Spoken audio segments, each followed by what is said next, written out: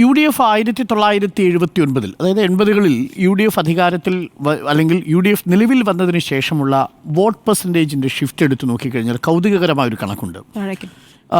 നോക്കൂ, ചരിത്രത്തിലെ ഏറ്റവും കുറഞ്ഞ വോട്ട് വിഹിതത്തിലേക്ക് അവർ പോകുന്നത് 2016 2021 ചെറുതല്ല ഡിക്ലൈൻ, ഏകദേശം 6-7% ഡിക്ലൈൻ ഉണ്ട്. എന്നാൽ അതേസമയം ശ്രദ്ധാപൂർവ്വം നോക്കിയാൽ നമുക്ക് കാണാൻ പറ്റുന്ന മറ്റൊരു ഗ്രോത്ത് അപ്പുറത്ത് കാണാം. അത് NDAയുടെ അഥവാ BJPയുടെ ഗ്രോത്താണ്.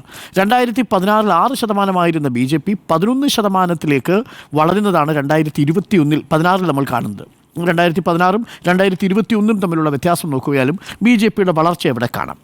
അപ്പോൾ ഒരു ഭാഗത്ത് UDF 45, 44, 47% എന്നിങ്ങനെയായിരുന്നു 1982 മുതൽ ഇങ്ങോട്ട് തുടർച്ചയായിട്ട് UDFൻ്റെ വോട്ട് പെർസെൻറ്റേജ് എന്ന് പറയുന്നത്. അത് അവിടെ നിന്നും 38%, 39% എന്ന നിലയിലേക്കാണ് കഴിഞ്ഞ 2 ടേമായി 2016 2021 ചുരുങ്ങിയിരിക്കുന്നത്. അല്ല, അവരുടെ ഏറ്റവും വലിയ വിക്ടറി 2001.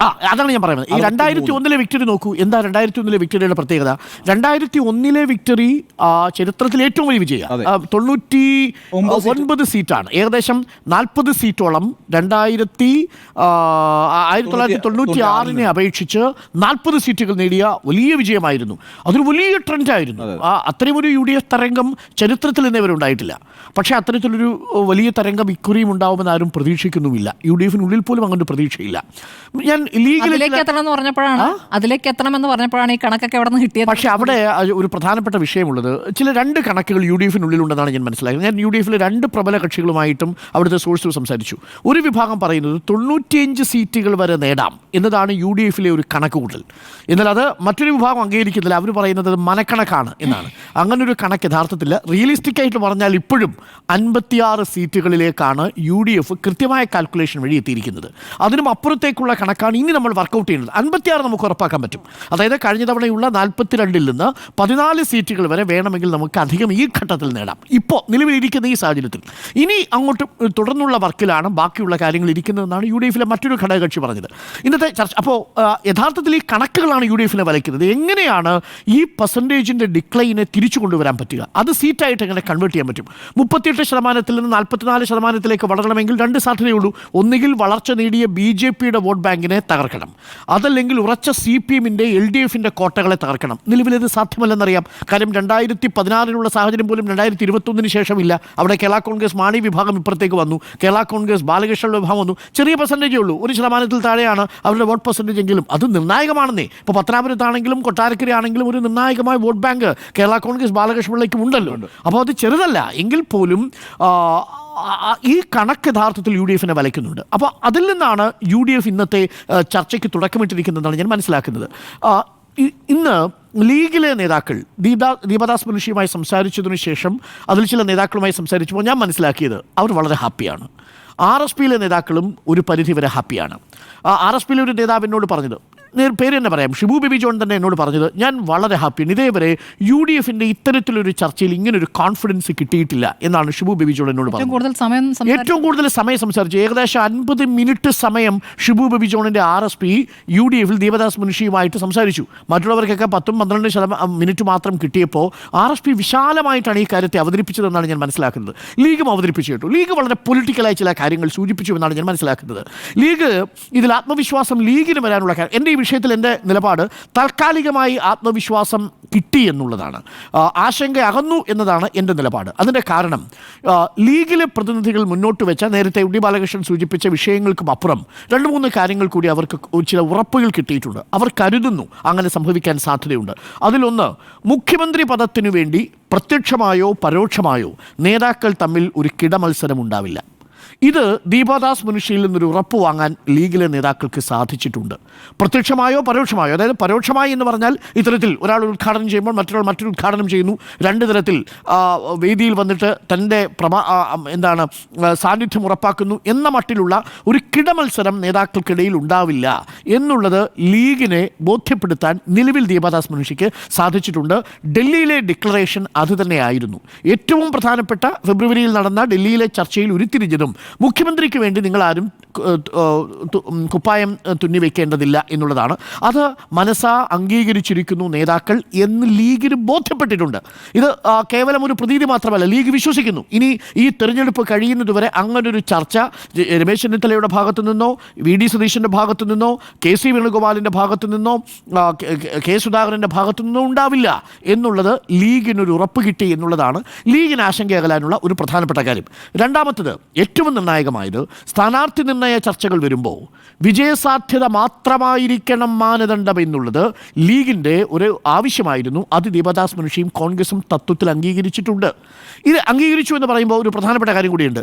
കഴിഞ്ഞ തവണ പുനലൂരൊക്കെ കൊണ്ട് ലീഗിനെ സ്ഥാനാർത്ഥിയെ മത്സരിപ്പിച്ചൊരു സാഹചര്യമുണ്ടായി. അതേപോലെ ഗുരുവായൂർ കോൺഗ്രസ് ജയിക്കുന്ന മണ്ഡലത്തിൽ ലീഗിനെ മത്സരിപ്പിക്കുക, പട്ടാമ്പിയിൽ ലീഗിൽ ജയിക്കാൻ സാധ്യതയുള്ള മണ്ഡലം കോൺഗ്രസ് മത്സരിക്കുക, ഇത്തരം അക്കോമഡേഷനുകൾ ഇത്തവണ ഉണ്ടാവില്ല. വിജയസാധ്യത മാത്രമായിരിക്കും സ്ഥാനാർത്ഥികളുടെ കാര്യത്തിൽ മാനദണ്ഡം എന്നുള്ളത് ഏറെക്കുറെ ലീഗ് ഉറപ്പിച്ചിട്ടുണ്ട്, കോൺഗ്രസും ഉറപ്പിച്ചിട്ടുണ്ട്. ഒറ്റ സാധ്യത മാത്രമേ ഉള്ളൂ, അക്കോമഡേഷൻ പൊളിറ്റിക്സ് വേണ്ട എന്നത് തീരുമാനിച്ചിട്ടുണ്ട്. അപ്പോൾ സ്ഥാനാർത്ഥികളെ നിർണ്ണയിക്കുന്ന കാര്യത്തിലും ഒരു തർക്കമുണ്ടാവില്ല എന്നുള്ളത് കോൺഗ്രസ് പാർട്ടിയിൽ തത്വത്തിൽ നേതാക്കൾക്കിടയിൽ ഉറപ്പായി. ഇനി താഴെ അണികളിലേക്ക് വരുമ്പോൾ മറ്റ് ഗ്രൂപ്പിലേക്ക് വരുമ്പോൾ എന്താണെന്ന് അറിയില്ല. പക്ഷേ നിലവിൽ അത് ലീഗിനെ ബോധ്യപ്പെടുത്താൻ ദീപദാസ് മുൻഷിക്ക് സാധിച്ചിട്ടുണ്ട്.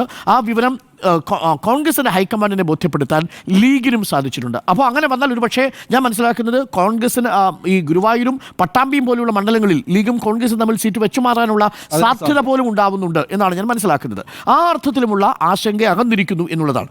മൂന്നാമത്തെ ഒരു പ്രധാനപ്പെട്ട കാര്യം അവർ പറഞ്ഞത് 2011 ഒരു ട്രെൻഡ് ഉണ്ടായിരുന്നു. ആ ട്രെൻഡിൻ്റെ ബലത്തിൽ കഷ്ടിച്ച് കടന്നുകൂടിയതാണ് എന്നുള്ളതാണ്. ഒരു വലിയ വേവ് ഉണ്ടായിരുന്നില്ല. ഒരു ട്രെൻഡ് 2011 തെരഞ്ഞെടുപ്പിന് മുമ്പ് തന്നെ ഉണ്ടായിരുന്നു എന്നാണ്. അപ്പോൾ വി എസ് അച്യുതാനന്ദൻ, അത് വിഭാഗീയതയുടെ ഒരു ഭാഗമുണ്ട് അവിടെ നിൽക്കുന്നുണ്ടെങ്കിൽ പോലും, വി എസ് അച്യുതാനന്ദൻ തുടർഭരണത്തിലേക്ക് പോകുന്നു എന്നൊരു ട്രെൻഡ് സൃഷ്ടിക്കാൻ LDFന് സാധിച്ചില്ല. എന്നാൽ മറുഭാഗത്ത് UDF അധികാരത്തിൽ വരുമെന്നൊരു ട്രെൻഡ് ഉണ്ടായിരുന്നു. കണക്ക് കൂട്ടിയതിന് കൂടുതൽ കനത്ത വിജയമാണ്, പക്ഷേ നേരിയ വിജയമാണ് UDFന് കിട്ടിയത്. പക്ഷേ ആ ട്രെൻഡിൽ നിന്നാണ് UDFന് വിജയം കിട്ടിയതെന്നുള്ളതാണ് ലീഗിൻ്റെ ഒരു അനുമാനം. ലീഗ് പറയുന്നത് അത്തരം 2011 ഒരു ട്രെൻഡ് ഇപ്പോൾ വിസിബിൾ അല്ല എന്നാണ്. ഒരു ആൻറ്റി ഇൻകംബൻസി ഉണ്ട്, ഒരു ഭരണവിരുദ്ധ വികാരം ജനങ്ങൾക്കിടയിലുണ്ട്. പക്ഷേ ഭരണവിരുദ്ധ വികാരത്തെ ഒരു ട്രെൻഡാക്കി മാറ്റാൻ UDFന് സാധിച്ചിട്ടില്ല എന്ന കൃത്യമായ രാഷ്ട്രീയ വിലയിരുത്തൽ ലീഗിനുണ്ട്. ഈ വിവരം യഥാർത്ഥത്തിൽ ദീപദാസ് മുൻഷിയെ ലീഗ് നേതാക്കൾ അറിയിച്ചിട്ടുണ്ട്. അപ്പോൾ ട്രെൻഡ് ക്രിയേറ്റ് ചെയ്യുക എന്നുള്ളതാണ് ഏറ്റവും പ്രധാനപ്പെട്ട കാര്യമായി ലീഗ് മുന്നോട്ട് വയ്ക്കുന്ന ഒരു പ്രധാനപ്പെട്ട കാര്യം. മറ്റൊന്ന്, ഇപ്പോൾ മുസ്ലിം വോട്ട് ബാങ്ക് എടുത്ത് നോക്കിക്കഴിഞ്ഞാൽ വളരെ ശക്തമായ, വളരെ സേഫായ ഒരു ആൻറ്റി ഇൻകംബൻസി അവിടെയുണ്ട്. ലീഗ് വളരെ കോൺഫിഡൻ്റ് ആ കാര്യത്തിൽ. മുസ്ലിം വോട്ട് ബാങ്കിനിടയിൽ ഒരു ശക്തമായ ആൻറ്റി ഇൻകംബൻസി ഉണ്ടെന്ന് ലീഗ് കരുതുന്നു, UDF കരുതുന്നു. ക്രിസ്ത്യൻ കമ്മ്യൂണിറ്റിക്കിടയിലും ശക്തമായ ഒരു ആൻറ്റി ഇൻകംബൻസി ഉണ്ട് എന്ന് കണക്കാക്കുന്നു. പക്ഷേ ക്രിസ്ത്യൻ കമ്മ്യൂണിറ്റിക്കിടയിലെ ആൻറ്റി ഇൻകംബൻസി BJP ടാപ്പ് ചെയ്യുമോ എന്നുള്ളൊരു ഭയം നിലവിൽ UDFനുണ്ട്. ഈ ആശങ്കയും യഥാർത്ഥത്തിൽ ലീഗ് പങ്കുവെച്ചു എന്നാണ് നമ്മൾ മനസ്സിലാക്കുന്നത്. അപ്പോൾ ഈ മൂന്ന് കാര്യങ്ങളിൽ ഇന്നത്തെ ചർച്ചയിൽ ലീഗ് വളരെ കോൺഫിഡൻ്റ് ആണ്. ഒന്ന്, മുഖ്യമന്ത്രിയുടെ പേരിൽ ഒരു തമ്മിലടി ഉണ്ടാവില്ല. രണ്ട്, സ്ഥാനാർത്ഥികളുടെ നിർണയത്തിൻ്റെ കാര്യത്തിൽ വിജയസാധ്യത മാത്രമായിരിക്കും മാനദണ്ഡം.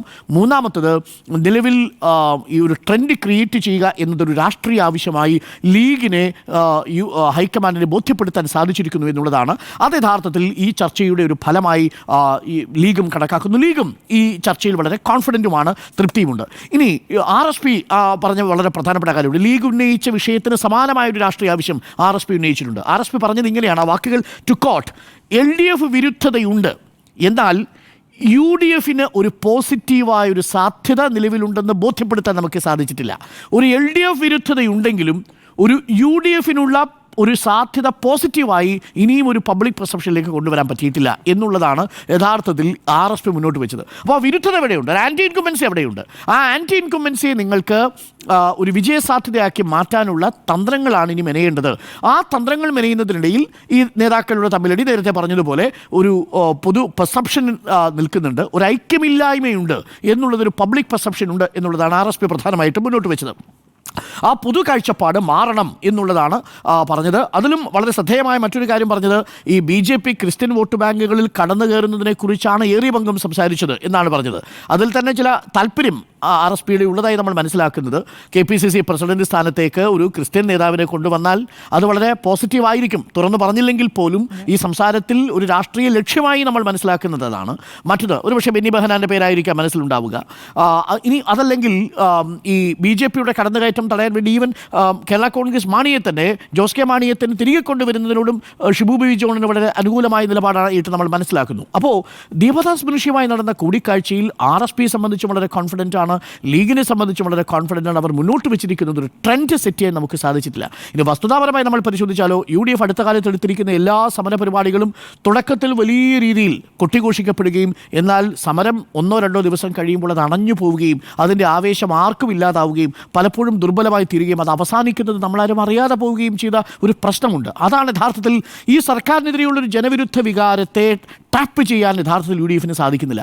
അവിടെയാണ് ഇനി വരും ദിവസങ്ങളിൽ ഏറ്റവും നിർണായകമാകുന്നത്. ഇനി വരും ദിവസങ്ങളിൽ UDF അത് തന്നെയായിരിക്കും ശ്രദ്ധിക്കാൻ പോകുന്നത്. ആ ട്രെൻഡ് സെറ്റ് ചെയ്യുക എന്നുള്ളതാണ് ഏറ്റവും പ്രധാനപ്പെട്ട കാര്യം. പക്ഷേ അതത്ര എളുപ്പമല്ല. 2 കാര്യങ്ങളാണ്. ഒന്ന്, ഞാൻ നേരത്തെ സൂചിപ്പിച്ച കണക്ക് തന്നെയാണ് പ്രധാനപ്പെട്ട ഘടകം. 6% UDFിൻ്റെ വോട്ട് 1980-കളെ അപേക്ഷിച്ച് 2016 ശേഷം BJPയിലേക്ക് ഷിഫ്റ്റ് ചെയ്തിട്ടുണ്ട്. LDFിൻ്റെയും 1.5% വോട്ട് ഷിഫ്റ്റ് ചെയ്തിട്ടുണ്ട്. പക്ഷേ നഷ്ടം സംഭവിച്ചിരിക്കുന്നത് UDFിനാണ്. ആ വോട്ടിനെ തിരിച്ച് BJP ക്ലച്ചസിൽ നിന്ന് പിടിച്ചുകൊണ്ട് വരിക എന്നുള്ളത് അത്ര എളുപ്പമുള്ള പണിയല്ല. ഒന്ന്. രണ്ടാമത്തെ ഒരു പ്രധാനപ്പെട്ട കാര്യം, LDFിൻ്റെ CPMൻ്റെ എല്ലാ സമ്മേളനങ്ങളും പൂർത്തിയായി ഒരു പുതിയ നേതൃത്വം ശക്തമായി ജില്ലാ കമ്മിറ്റിയായിട്ടും ബ്രാഞ്ചിലും ഏരിയ കമ്മിറ്റിയിലും ലോക്കൽ കമ്മിറ്റിയിലും ഒക്കെ വന്നിരിക്കുന്ന ഒരു സാഹചര്യമുണ്ട്. അവരെ വളരെ സജ്ജമായി അവരുടെ ആക്ഷൻ തുടങ്ങിക്കഴിഞ്ഞിരിക്കുന്നു. ഒരു ബദൽ രേഖ യഥാർത്ഥത്തിൽ കേരളം ഇന്ന് ചർച്ച ചെയ്യുന്നുണ്ട്. അതൊരേ ഒരു രേഖ മാത്രമേ ഇന്ന് കേരളം ചർച്ച ചെയ്യുന്നത്. അത് പിണറായി വിജയൻ അവതരിപ്പിച്ച രാഷ്ട്രീയ നയരേഖയാണ്. ആ രാഷ്ട്രീയ നയരേഖയിൽ വികസന വിരുദ്ധരാണെന്ന ടാഗ് മാറ്റാനുള്ള കാര്യങ്ങൾ കൂടി അതിനകത്ത് ഉൾക്കൊള്ളിച്ചിട്ടുണ്ട്. അത് ചർച്ച ചെയ്തോ അറിഞ്ഞോ അറിയാതെയോ പാർട്ടിക്ക് അത് ഗുണകരമായി തീരുന്നൊരു സാഹചര്യം കൂടി ഉണ്ടാകുന്നു. നയവ്യതിയാനം എന്നൊക്കെ പറയുമ്പോഴും ഡെവലപ്മെൻറ്റിൽ നിൽക്കുന്ന ഒരു മുന്നണിയാണ് എന്ന മട്ടിലുള്ളൊരു ചർച്ച നടക്കുന്നു. മറുഭാഗത്ത് നേരത്തെ സ്മൃതി സൂചിപ്പിച്ചതുപോലെ ഒരു മാനിഫെസ്റ്റോ തയ്യാറാക്കാൻ വേണ്ടി എനിക്കൊന്ന് ശശി തരൂരിനെയാണ് ചുമതലപ്പെടുത്തിയിരിക്കുന്നതെന്ന് തോന്നുന്നു. ഇതുവരെയും ചർച്ചയായിട്ടില്ല. ബദൽ എന്തുണ്ട് എന്ന ചോദ്യത്തിന് മറുപടിയില്ല. ഇനി ബദലുമായി വരുന്ന സമയത്ത് കേന്ദ്രത്തിൻ്റെ സാമ്പത്തിക ഉപരോധത്തെ നിങ്ങൾ എങ്ങനെ നേരിടും എന്ന വളരെ പ്രധാനപ്പെട്ട ഒരു പൊളിറ്റിക്കൽ ചോദ്യമുണ്ട്. ആ ചോദ്യങ്ങളെ എങ്ങനെയാണ് UDF അഡ്രസ്സ് ചെയ്യാൻ പോകുന്നത്, എന്ത് ബദലാണ് കൊണ്ടുവരാൻ പോകുന്നത് എന്നതിനെക്കുറിച്ച് ആർക്കും അറിയില്ല. ഒരു കാര്യം കൂടി പറയാം. ക്ഷേമനിധി ബോർഡ് 3 മാസത്തെ കുടിശ്ശികയുണ്ട് എന്നത് ഇന്ന് നിയമസഭയിൽ പ്രതിപക്ഷ നേതാവ് പറഞ്ഞു.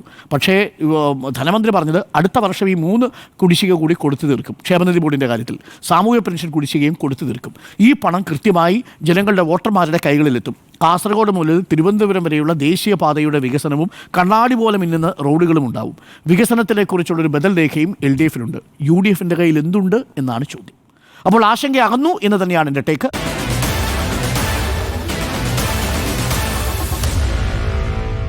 Meet the editors.